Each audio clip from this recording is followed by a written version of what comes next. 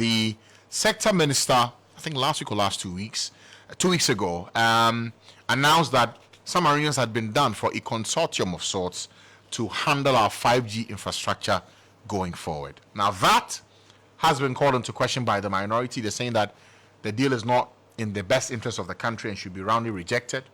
But what really are the bottlenecks to consider? What are the issues therein that we are not paying attention to? So this morning we're joined by a digital entrepreneur who wears many other hats, but he has got great industry insights when it comes to our telecom space.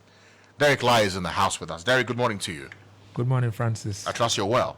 Very well. Been a while since you came through, but I'm running on 4G. I'm good. all right. So at the very outset, please help us understand in very simple layman terms what 5G is all about. Okay, so for listeners listening to us this morning, if you've ever heard of 3G, 4G, 5G is simply the next step forward, which is the 5th generation of mobile network technology.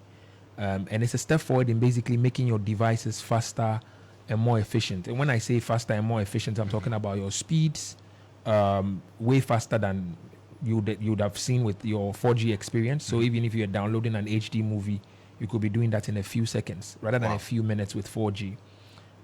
Capacity-wise, it can handle a lot more devices.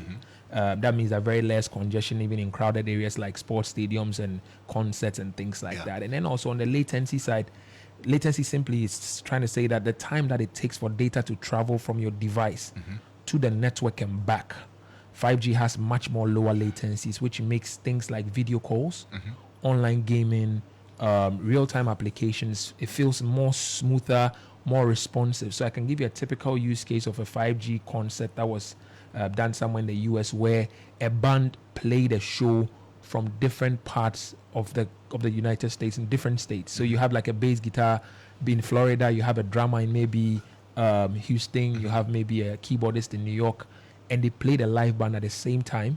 And that synchronization of sound, which literally did not appear to buffer, speaks to the quality of the network as compared to maybe some of the earlier internet experiences that people or data experiences that customers have had in the past.